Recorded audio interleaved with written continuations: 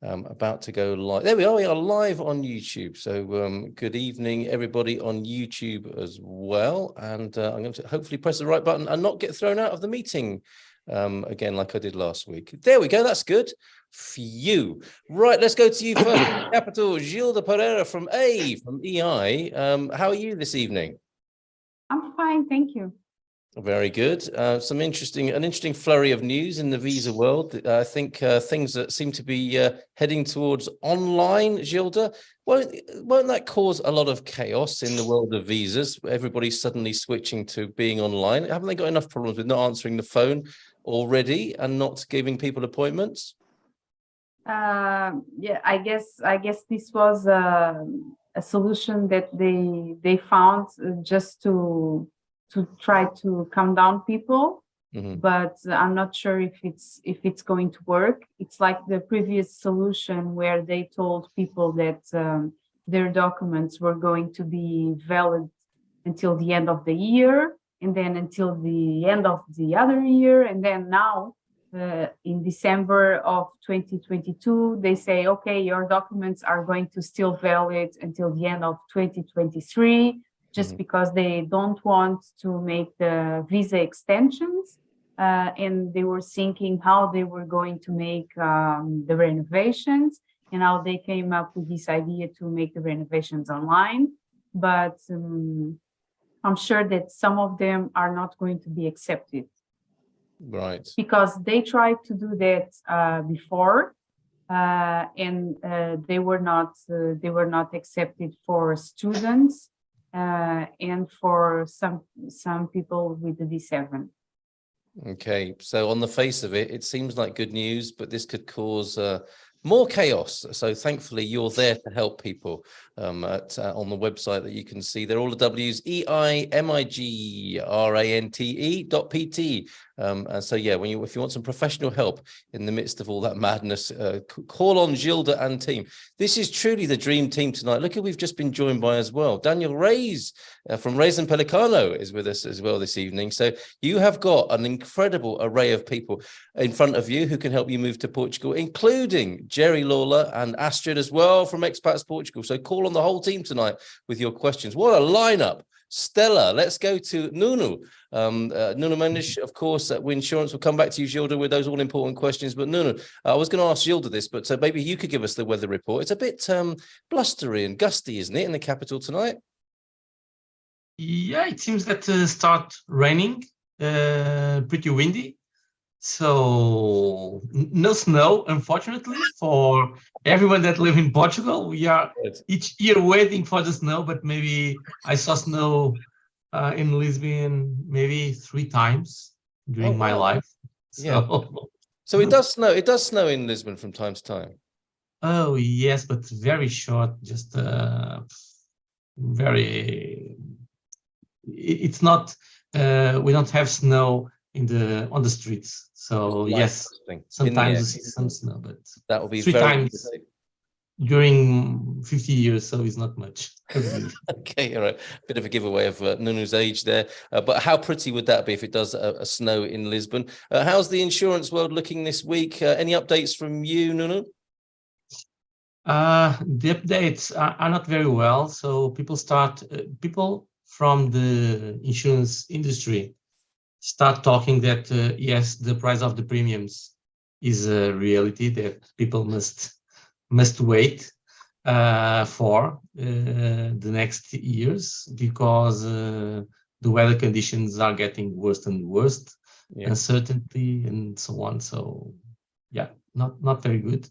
But that's why insurance, why we have insurance, is to face towards uncertainty. So absolutely. So, but a little bit of a heads up there. Of course, with these extreme weather conditions, there may be some rises with some premiums there. Thank you for that update, Nuno.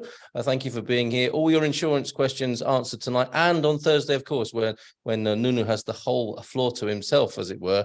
on Thursday for the webinar. So insurance questions answered tonight among the dream team here on a Migration Tuesday, and the show to himself on Thursday for all your insurance questions as well. Let's go to Dr. Haverbook and Serenity. How's the world of medicine looking and case management, Dr. Michael? I don't know why everybody is so negative tonight. Thank you for that check-in on our mental health. Right. Yeah, everybody's sad. Nothing is working, whatever. But I have to say that healthcare doesn't work as well. So good. Okay, all right, there you go. All right, but you're there to help with that, right? Yeah, but we are here to help. No, I mean, stormy weather, as Nuno said, windy, rainy, whatever. So people are at home. We're actually looking into much more people now with some upper respiratory things calling us and asking for advice, where to go, whatever. You just call us. Yeah. We'll solve it for you. No, but generally speaking, look, the thing is, I believe that we will be seeing much of this this winter as well. Already seeing public hospitals are pretty filled up with people. Private hospitals are filled up with people. So just and in Portugal, many times, if you ask what should I do, I don't feel well, people just tell you, well, there's no chance that somebody from the primary care will see you, so take yourself and go to an emergency room. Don't go to an emergency room. Try to stick to an advice that many times can be provided online and can solve a lot of troubles without spending time and money. But again, this is the difference between what people specifically in the States experience with private healthcare, where and when everything is in private offices, and you go and there's if you have a line of 2.5 people, you're already kind of, I have to wait 15 minutes or 40 minutes. In Portugal, if you go to a public hospital, you will have to wait a couple of good hours. So take a good advice. Cultural adjustment. Yeah, it's part of the cultural adjustment. I just had a very interesting conversation, with one of our clients. He said, well, I had to take my kid to a pediatrician just for a normal follow-up. Yeah, okay. And so, but all the pediatricians here are in hospitals.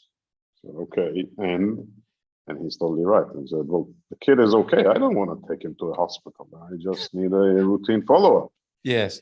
And he's totally right. But the pediatricians here, the very vast majority of them, the ones that would be available and work with insurance, etc., would normally be in a huge clinic in a hospital, and they will see your totally healthy kid together with another 20 that have fevers and diarrheas. Very interesting. It is what it is.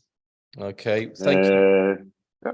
Thank you, Dr. Michael. He is with us tonight as part of the Dream Team. And of course, sign up with Serenity to get that insider help and to make the adjustment that manage your expectations along with Serenity there. Let's go to Neil. Good evening to you. You've heard about the possible snow in Lisbon. It's certainly very cold and windy. How is it in the UK? I'm sure you're going to make us all feel better, Neil. Yeah, it's very cold, very wet, but no snow where I live just yet, but we are potentially due a little flurry later this week, so we could well have snow for the second time in a couple of months, which is even quite rare for the terrible weather in the UK. Yes, batten down those hatches. We don't see so much of you. We're not used to talking to Sarah Davey, of course, from Spartan. Tell us about you and your role at Spartan, if you will, briefly. So I am one of the directors at Spartan FX, and I tend to deal more day-to-day with our clients, sort of moving money from overseas, starting their new life in Portugal very often, from the US, Canada, UK, and many other countries. So I get to actually sort of deal with everyone's first-hand experience and guide them through that process step by step, because I guess for a lot of our clients, this is something they do once and once only, and we try and use our experience and guidance to help make this as seamless and cost-effective as possible for our clients. So There you go. Thank you very much. Please make sure all of you on the dream team here put your details so that people can contact you. Thank you for being here, Neil, here to answer any currency exchange, changing your money into euros for Portugal. Neil's the man to speak to. Last but not least, Daniel, great to see you here this evening. How are you? Hello. Is my microphone muted or not? You sound and look great as ever. The Lisbon lawyer is Thank here, you. everybody. How are you? Well, I was struggling with my computer. Something is wrong with Zoom in this home computer that I have. So I connected to my mobile, and that's why I was wondering if anyone was able to hear me. So loud and clear, correct? Loud and clear. How's the world of law in Lisbon? Well, quite all right, I would say. Usually January is a slow month, but we're not seeing that at the moment. Still a lot of new clients coming in and requests from old clients, so can't complain. Can't complain. Thank you for being here this evening. Any questions of a legal kind and to do with the law here in Portugal? Daniel is your man. James, thank you. Hello from California on day 83 of waiting for our visa approval, not like you're counting, arriving Portugal February the 6th, regardless. That's the spirit. And good evening to Ikiru in the YouTube chat as well. And Madeline, a first question from you, Madeline, but let's say hello to Lily Rose as well. And Kazoon, hopefully I'm using your right names here. Forgive me. You can correct me in that chat. Kendall's here as well. Scott, and yeah, a couple of questions from you, Kendall. But the first, coming back to you, I think, Gilda, and I imagine you will get the lion's share of the questions this evening. Sorry, everybody else. But Benoit, how long does Coimbra CEF take to issue a D7 temporary residence permit? What am I talking about? Temporary permanence. A temporary residence permit. Someone told me that in Coimbra, it could take 7 months. Is it true? You might want to give us a general report on the state of CEF at the moment as part of answering that question, Gilda.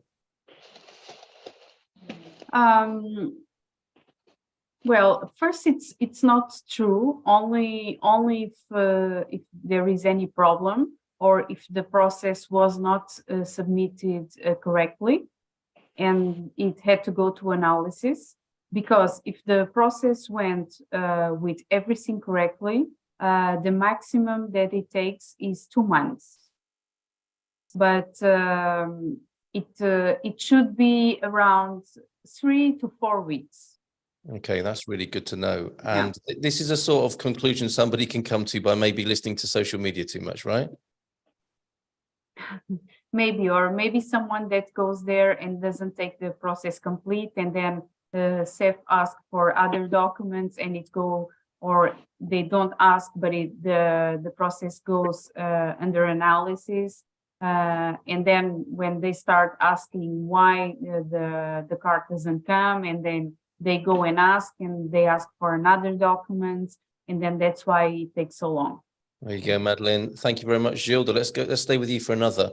Good evening. My D7 CEF appointment is in mid-March. How will the CEF restructure at the end of March affect my residency card process? Will it make it faster or slower? Crystal ball territory, as we know there, Gilda. But have you heard anything in this last week to give encouragement and comfort to Lily Rose, who asked that question on YouTube? Well, we don't know yet how it is going to work. But we hope and we expect that it's not going to jeopardize people's process. Yeah, okay, and we will keep you updated as we make this call every week with the Dream Team here on Migration Tuesday. We'll keep you updated on that. Thank you for that question. Another one for you. I'm going to go with the name being Kasoon here. I'm applying for a digital nomad visa from Dubai.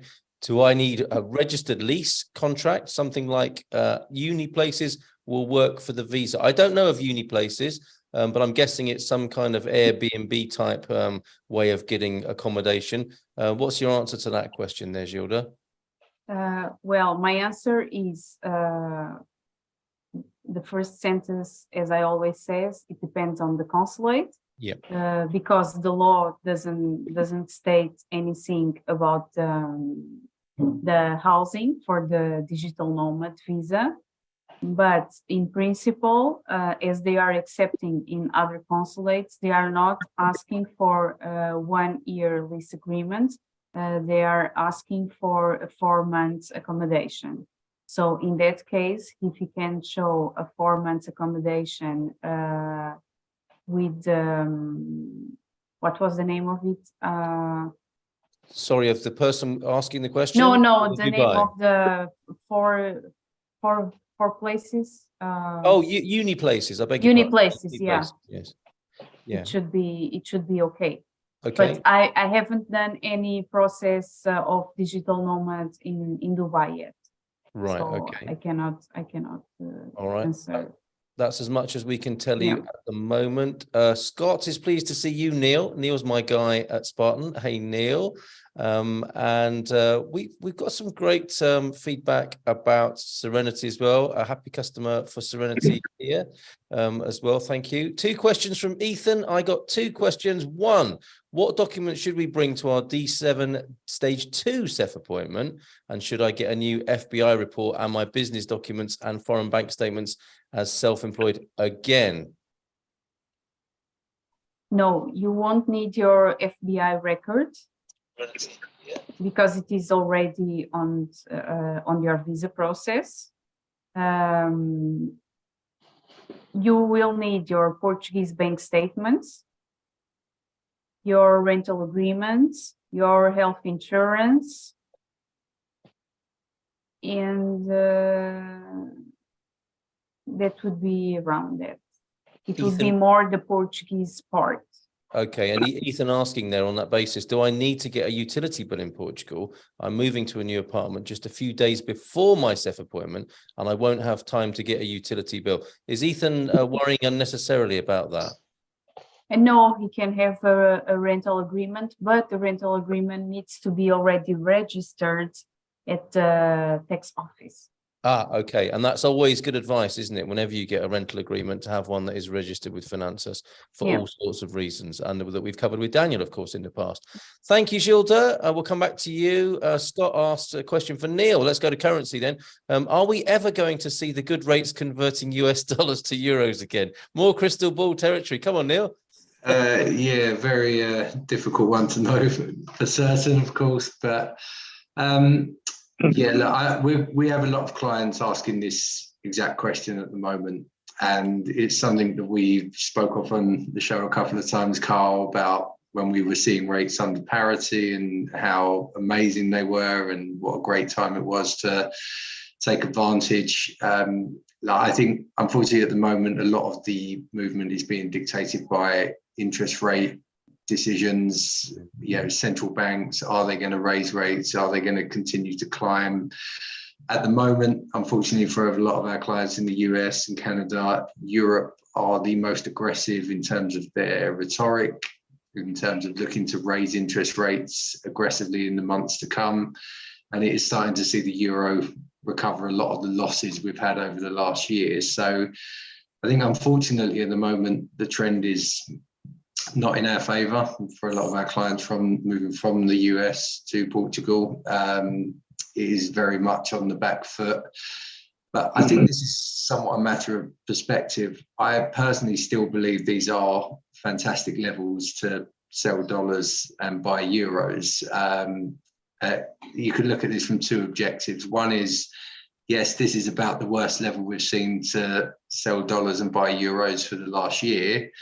But if you take that year out of the equation, this is still one of the best levels we've had in the last 20 years to sell dollars and buy euros. So from a longer term perspective, we are still in a very favorable position. I must admit, we're seeing a sort of change in the approach from our clients now. We are seeing a lot of our clients start thinking of buying and moving funds in the next sort of 3 months, 6 months, actually booking their exchange rates now, whether that is buying the euros up front and holding them or securing their rate using a forward contract. We are seeing a lot of clients worried about what the rates are going to do and trying to take advantage while we're still in a pretty favorable position. So I would just say, for anyone who is looking at moving funds in the next 3, 6 months, a year, it's definitely worth having a chat, looking at your options for doing this and seeing what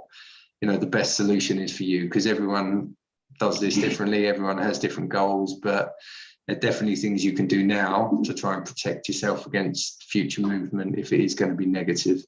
Good to know about that. Thank you, Neil, for that. And I saw the whole panel move to the edge of their seats when we started talking about currency rates there and the money talk. So thank you very much for that. We'll come back to you if we have any more currency questions. Let's go to priority questions then in the chat here on Zoom with Kevin, who has a few questions. No need to apologize about that, Kevin. That's what we're here for tonight. Hi, everyone. Tina and Kevin here.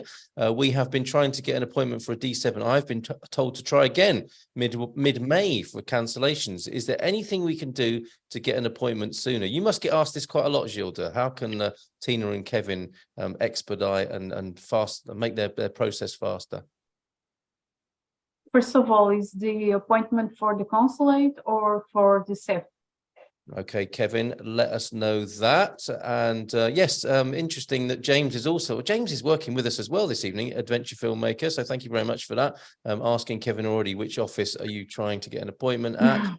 Hi, James. We are prepared to travel anywhere, says Kevin, but have been advised we need to go to Manchester or Edinburgh. So we are talking about a UK D7. Okay. So it shouldn't be that difficult. Okay. Well, last time we tried, it wasn't that hard. Really, it's for May now. Okay. Can you hear me? Yes, I can. Is that Tina? Hiya. Yeah, I've been on the phone nearly every day because when I go on there to book the appointment, it says no appointments available.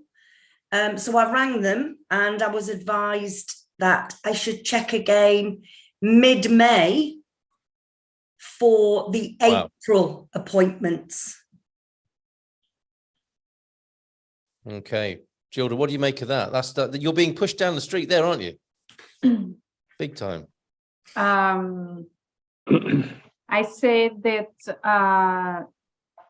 I can check there tomorrow. Can you give or can you send us an email through the Expats so we can check that tomorrow, because I'm finding that something is going strange there. The website actually directed us to VFS Global. Yes. Is that correct? Yeah, that's correct. Yeah, that's what they're saying. So could that be something to do with them kicking it down the street because of the restructuring, this May and April business, Gilda? Maybe, but if that is the case, that would be new to me. Okay, so a conversation tomorrow then, Tina. It sounds like Gilda could give you a bit of so we can be in touch with them to see. Thank you. Yeah. All right, pleasure to help you. Thank you. Was that somebody else coming in there as well? No, Jerry wants me. to say something. I just wanted to jump in there. Tina, didn't we discussed this morning, right? So, Gilda, there's already a message gone to Christina, just to let you know that. Oh, okay. Yeah, Okay, Christina so can't see me till the 7th. It may already be in your system, Gilda. Yeah, I can't get an appointment until the 7th of February though, with Christina.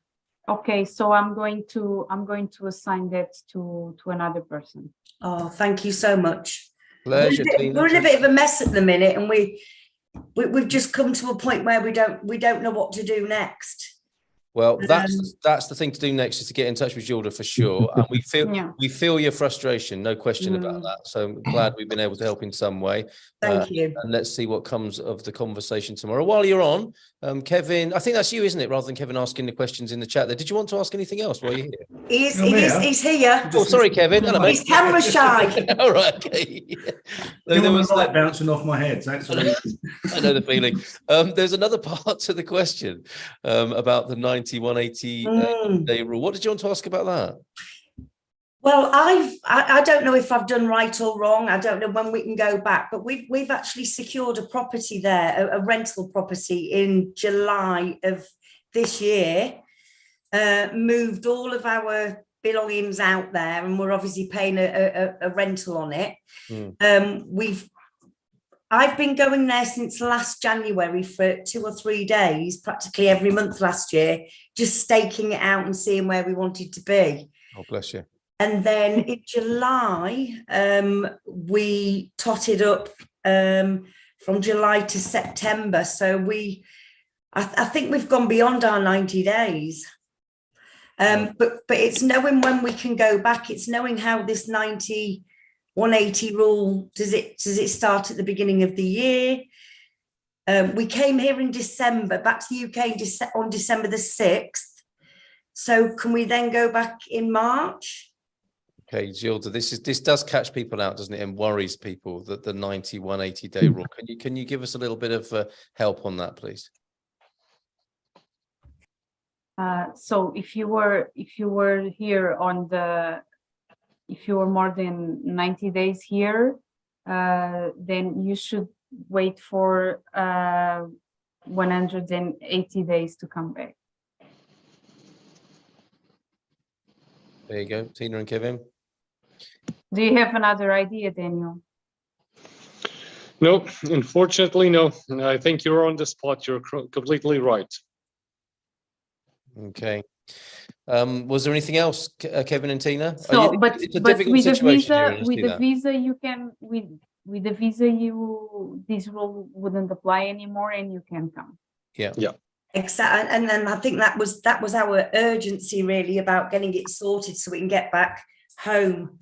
Because it's just things are really difficult at the minute, not being there and being in limbo really. It is a very hard situation to be in. I mean, it's no comfort to say you're not alone with that, and this is a frustration for many people. And we know the reasons why. And I think the best comfort we can give you tonight and help is to give Gilda a call tomorrow, and let's get it sorted out for you. Yeah. Okay, thanks very much. Great, thank you. No, thank you. And let's go to Susie in the Zoom chat. We're coming to Portugal in June for 3 weeks for a scouting visit. Lucky you. Planning to move fall of 2023. We are thinking of going to the bank person at the time to open our Portuguese bank account. Let's go back to banks, shall we, Gilda? And Daniel might be able to help us well on this. Might that work? And if yes, which bank should we try? Any updates on helpful banks in Portugal?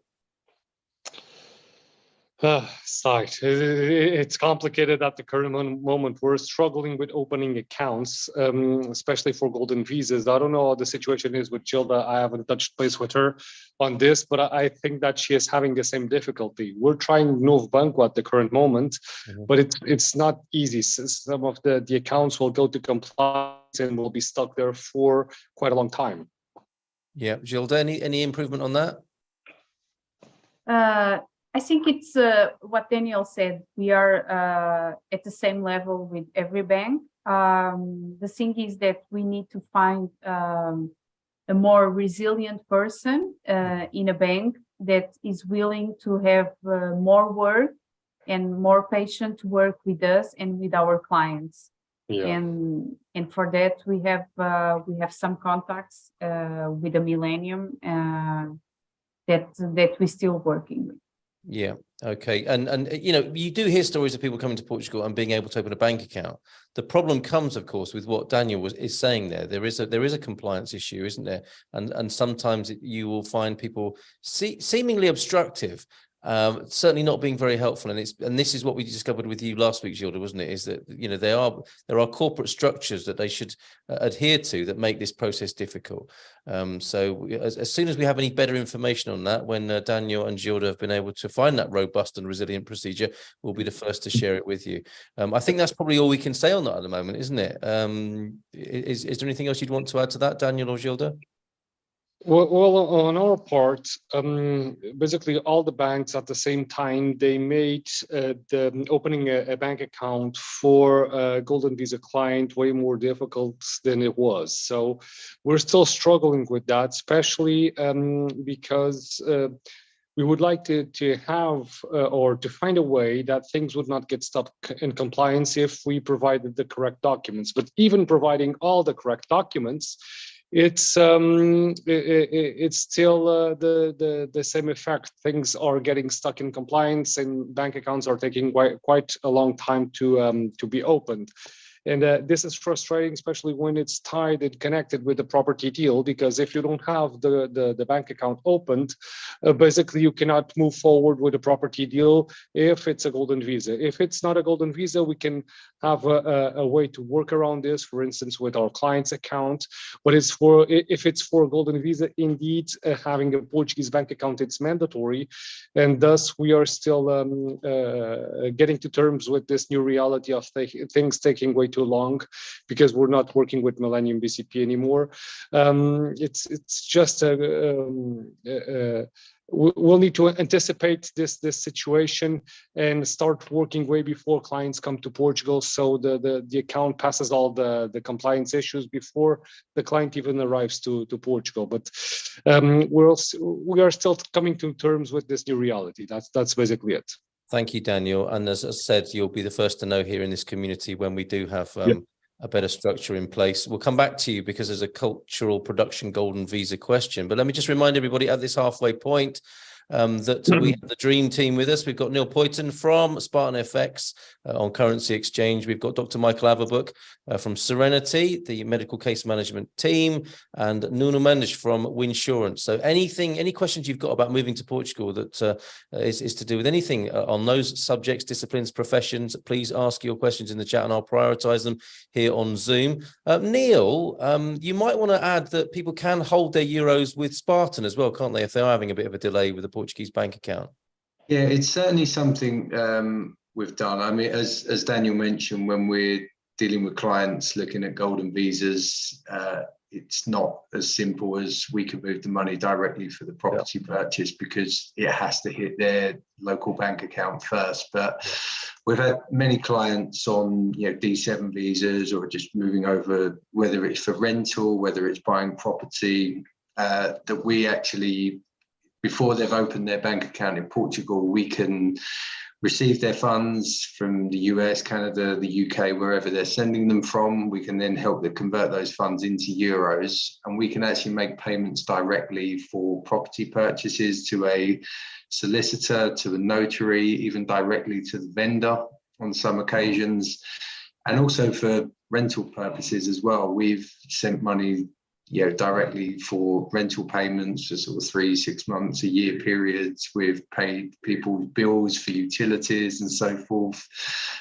because it is very difficult for a lot of clients to actually open the account prior to coming to Portugal. What a lot of our clients have often done is use us for paying the initial funds for rent or buying a property, and when they're actually in Portugal and settled, they go into the bank and try and open the account that way, which has proved to be kind of a useful asset for helping our clients get through these difficult periods. Because as Daniel and Gilda said, opening a bank account is challenging, and I think even more challenging when you're not in the country on the ground living there. So sometimes it's easier to use us to do the initial payments and then look to get the bank account open once you're there in person. Very good. Little bit of a workaround there. And also, Kevin, Tina adding, I can recommend Millennium Bank. That's probably the UK London branch, isn't it? Which has worked for some Brits. Okay. If you could put your comments in the chat about that, would be fantastic, Tina and Kevin. So any help is good regarding that. And let's go back to Daniel now. A question from Jay in the Zoom chat. Do any of our experts have, I like it, our experts, have experience with the cultural production golden visa? Well, in our law firm, we haven't done a process like this. I know the basics, and I know the basis out of it, what is stated in the law, but this is usually not a route usually used by clients. We had other clients approaching us before with this idea, but then they usually or either divert to real estate or to the investment fund. But basically, you need to invest 250,000 euros, or if it's a low density area, it can be as low as to 100K to 100,000 euros. So it's probably the cheapest option to invest in a golden visa at the current moment. And basically, this needs to be invested in a project of cultural production or development or restoration of any assets, cultural assets present in Portugal. So this is usually connected with a specific government unit that will approve the project and that will issue a declaration stating that the money was indeed invested. It can work out or as a donation to an entity, or eventually as a sort of a loan that people will loan the money to this restoration, and then the money gets developed and returned to the investor. But the return is usually negligible, so it's quite a low return. And I think this is the main reason why it puts off a lot of investors, because they don't feel that the correct return on the investment is there, and that's why they usually divert to other typologies of investment. But it's still possible, if the idea is sound and if the investor wants to pursue this route, totally possible to do it. And as I said, it's probably at the current moment the cheapest option to invest in a golden visa in Portugal. Good to know. There you go, Jay Goldman. Get in touch with Daniel for that route there. Thank you for that question. Cheers, Daniel. And some input from Jerry, who, of course, I should mention, you can book one-to-ones with Jerry and Astrid as well from Expats Portugal. Jerry, over to you. Yes, I just wanted to go back to this matter of banks. I know that some of the banks in Portugal, for example, Millennium, have branches in the UK and branches in the US. Gilles and Daniel, would it be advantageous for people to try and open accounts in those countries and then transfer that account to Portugal? Would that be a way through some of this problem?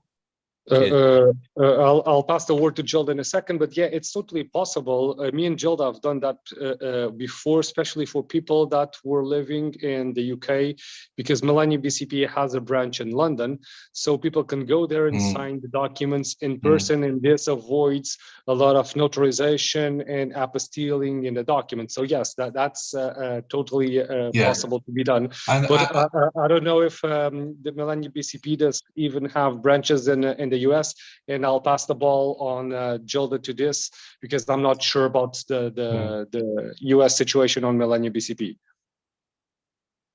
Yes, we've done it before with UK, Brazil, and South Africa. I don't think that they have a branch in the US. Well, I'll check that. I think some members have indicated that they have. I think they have a branch in New York or somewhere like that. But that's interesting to know. Thank you. If they have, I can check that situation, because it's going to be the same. What they do is that the bank account is always the Portuguese one. The difference is that they collect the signatures there. Or someone is saying that they have in New Jersey, they don't open a Portuguese bank account. Yeah, it's like they don't open a bank account there. They just collect the signatures and send to the Portuguese branch. Okay, then you might run up against the same problems. Well, basically, but if you opened an account, but if you opened a US account, say with Millennium, but it's not possible. The thing is, it's not possible. No, it's not possible. No. Basically, the process needs to be kickstarted in Portugal, and then the signatures will be collected abroad. Okay.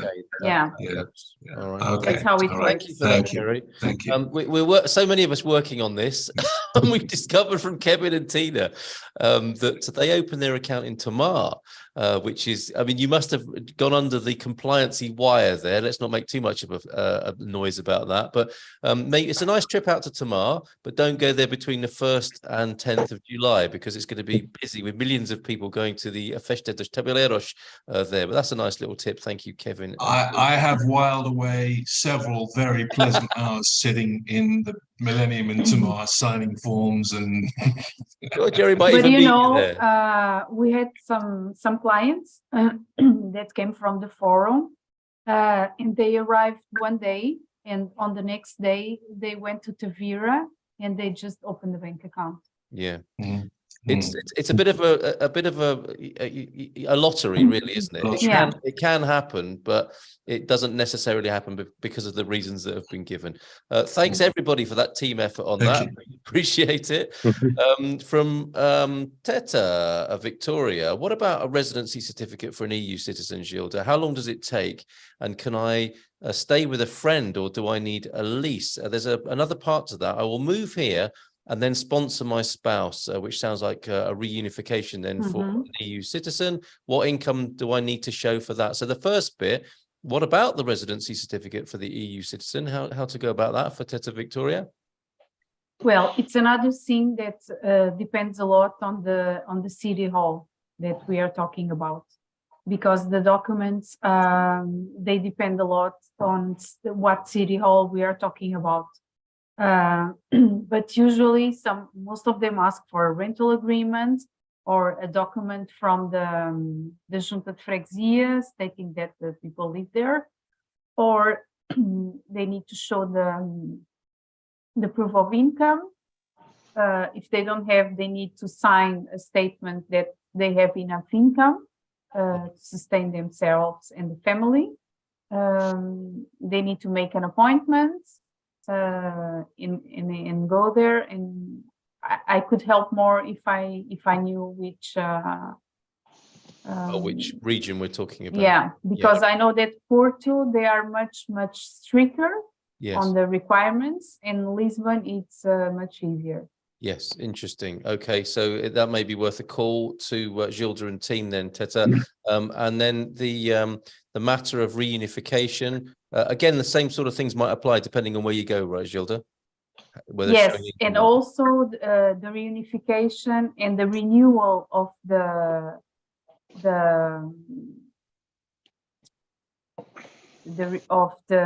resident permits for European citizens from the European citizen family. It's those that are not going to be made online.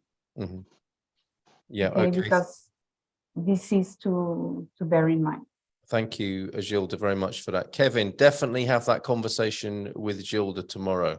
I think that take that mathematics with you tomorrow when you or mention it when you talk to Gilda tomorrow, and when you make contact. Thank you very much.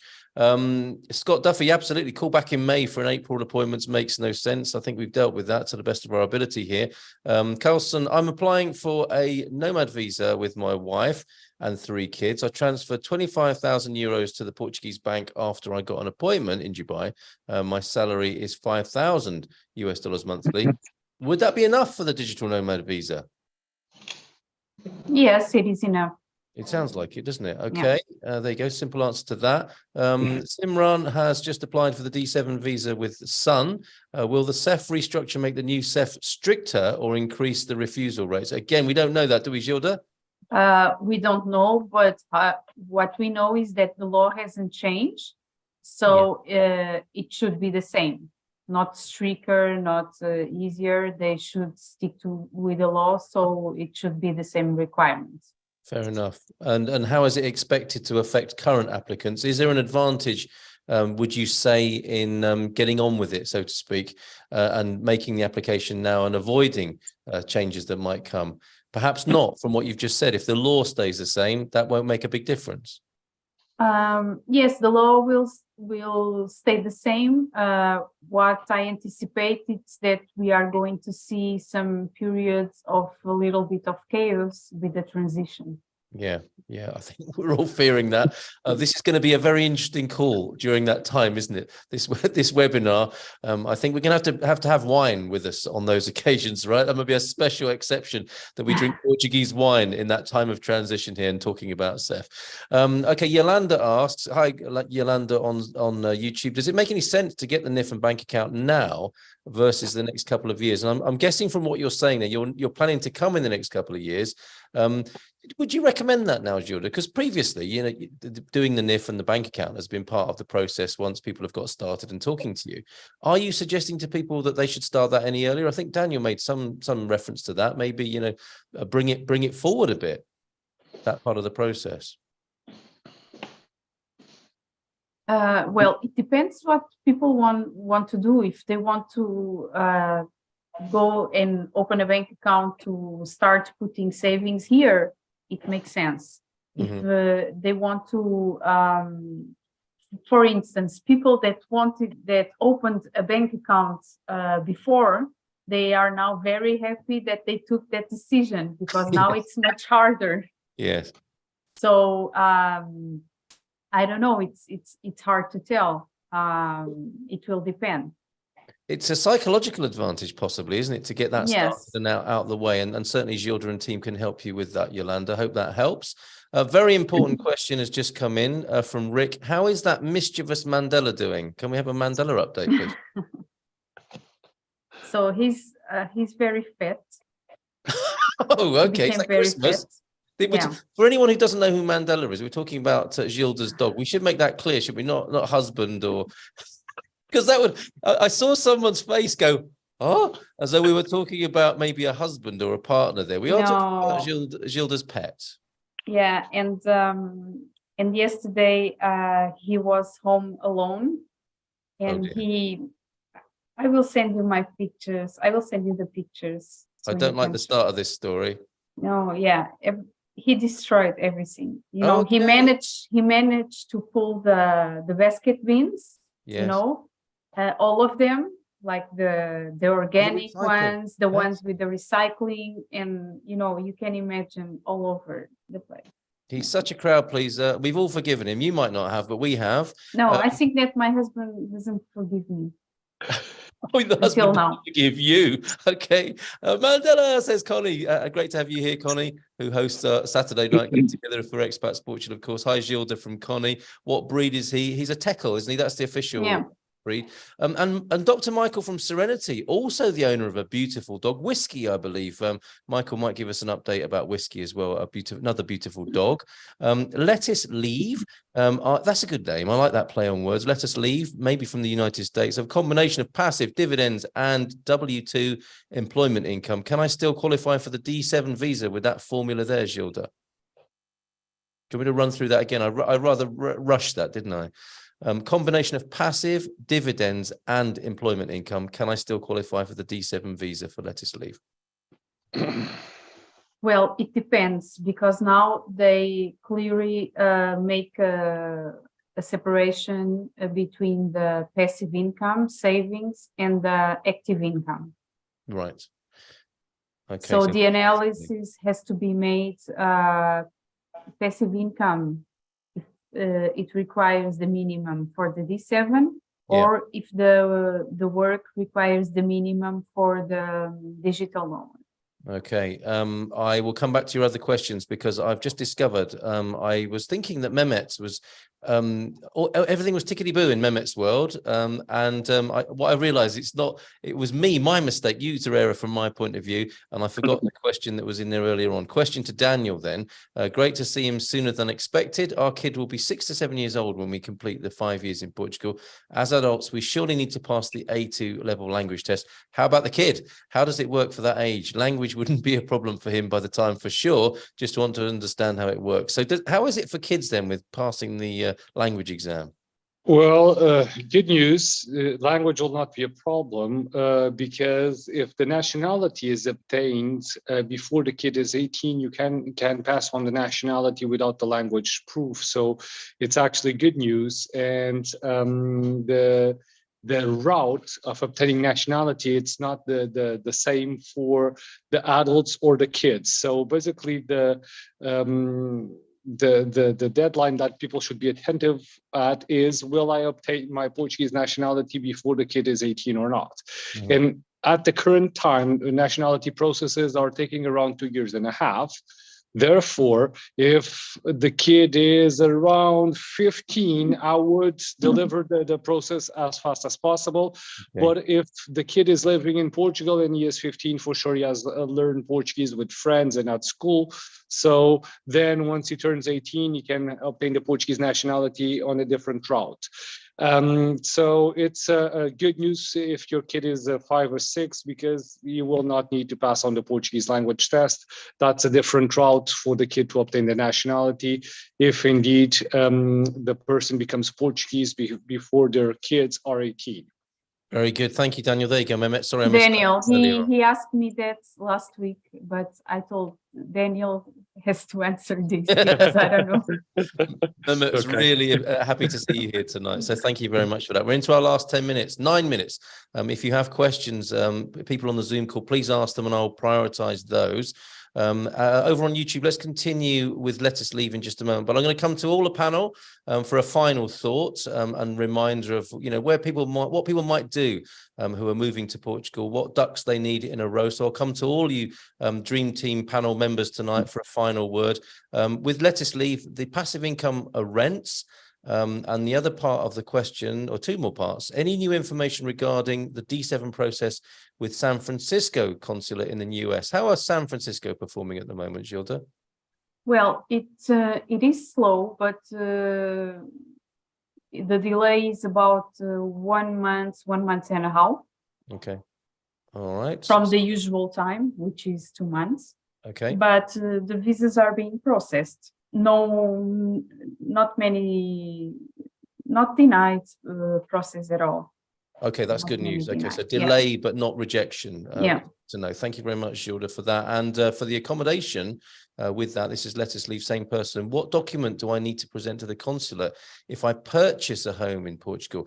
And that's a really good question, because if you buy a home in Portugal, you have a home in Portugal, and that will help you qualify from the accommodation point of view for the D7. But what document do you need to prove that, Gilda? Daniel, how do you say caderneta predial? It's the tax registry of the property. So you have 3 different documents that may prove ownership of the property. One is the tax registry of the property. This is accepted by SEF. The other one is the land registry or land certificate, and this is in Portuguese, certidão permanente. This is basically obtained with a code online that you just print out the document. So this document does demonstrate ownership of the property as well.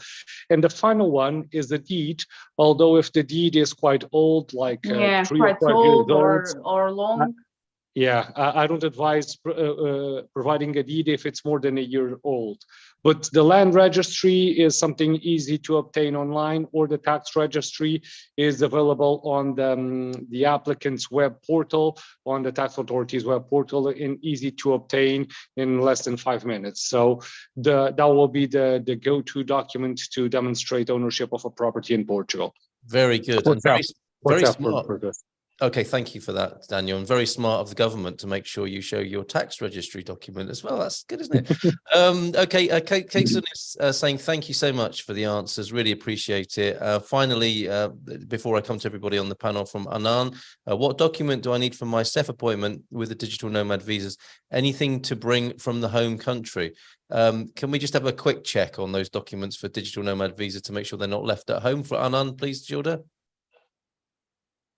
Well, as you might know, we didn't have any resident permit for any digital nomad visa yet. Okay.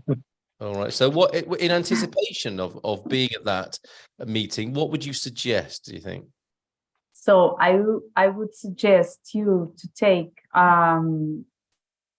well, it's going to be like the documents that you already sent to your visa. But the most important, you won't need the criminal record again. The most important would be the letters from the company stating that you are able to keep your job remotely. And then in Portugal, you are going to need, and then this is very important, you need to show a rental agreement for 1 year. Because in this case, you are not going to show a 4 months period that you can stay. You need to show that one rental agreement for 1 year. Yes, I was going to ask, is the champagne chilling for that first digital nomad visa client? We already have one that the visa was approved. Oh, you do? But, yes, we do. Okay. All right, but I'm gathering you might... You are not going to be the first one. Sorry. Oh no. Okay. All right. All right. Well, okay. Yeah. Maybe We already had one approved, but she's not in Portugal yet, so we didn't do the resident permit. Okay. But the law states for the other resident permit requirements. Yes. So it's going to be the same as for the D7. Very good. Thank you, Gilda. Mehmet, we can still do lunch, I suspect. Yeah, okay. and we All can right. still do the champagne. Very good. Excellent news. Very briefly, everybody, thank you so much, everyone, for your questions on YouTube and here in Zoom. And we do this every Tuesday night, Migration Tuesday. We've got a dream team with us tonight. Michael, are you still with us, or have you fallen asleep with whiskey there? Perhaps. Nunu from oh no, here he is. Have we got whiskey? Actually, I'm awake. Okay. We'll see whiskey next time. Okay, so what's your recommendation? The first duck to get in a row when it comes to the medical side of things, obviously to sign up with Serenity, right, Michael? Part of it. Even if you don't sign with Serenity, just plan ahead. I always say it, and I will say it all over again. Don't come to Portugal basing your assumptions on the system is great, everybody's getting free of charge treatment, all good, right? But if you don't plan ahead your move in terms of medical concerns, if you have one, if you're 20, young, healthy, beautiful, surf the Michael, we've got a very poor line with you, but we get the gist. You can come, unplanned. Otherwise, think very well what you're doing. Okay, thank you for that. We got a poor line with you, but we get the gist of that. Plan ahead. Plan ahead, definitely. Thank you so much for being with us, Dr. Michael. Let's go to Nuno. Ducks in a row. What's the first thing to think of with the pato? I'm not sure what row is in Portuguese, but certainly the pato. I know. Nuno? Sorry, I didn't understand the Sorry, that was question. a silly idiom for me to use. But what do people? What's the first thing people should do when it comes to figuring out their insurance requirements for Portugal, for moving to Portugal? Oh, definitely start doing questions to the person with what you are talking. Yeah. Because doing questions, you'll realize if is someone that first fully understand about what they are talking about, and second, if they are licensed by the regulator, the Portuguese regulator, which is very good. The key point. Yes. So, thank you for that. Start asking questions and test the integrity of the person that you are asking questions of. Great advice. Yeah. We'll talk on Thursday about ducks in a row.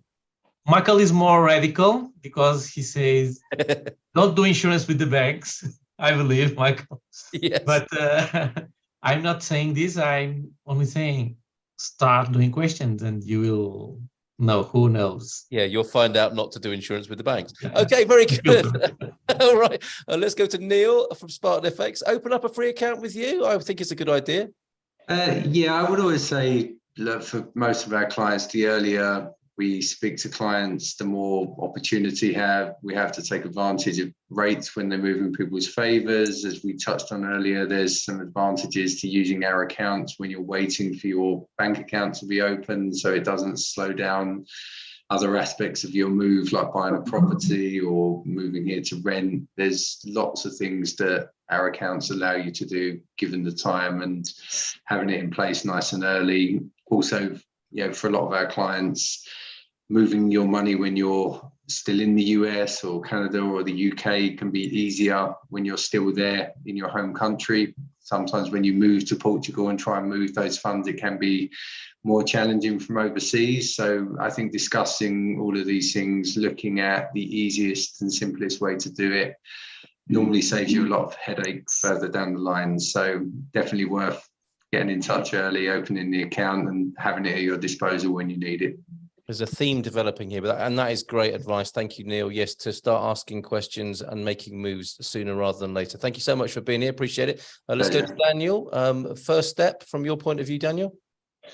Well, with the difficulties in opening an account, I would say that on our regard, opening the bank account would do it sooner than later. Basically, start the NIFs earlier and open the bank account sooner than later, because if your objective is to obtain a golden visa, things are slower on the banking side than they were 3 or 4 months ago, where we would easily open an account.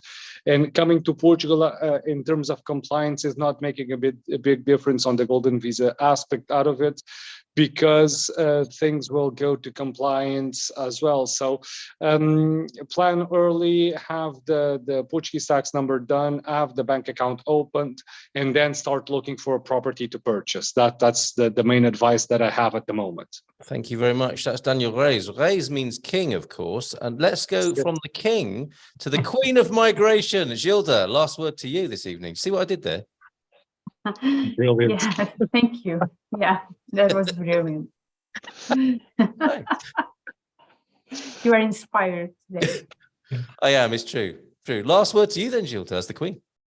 Yes, so we are here to try to get you through all the difficulties created by CEF, VFS, Consulates, and all these other entities that sometimes seem to be a nightmare, and sometimes they are a nightmare. Yeah. Okay. But we are here to help you. And I had something important to say. About Mandela?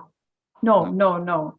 This year, I'm going to be a little bit more mean.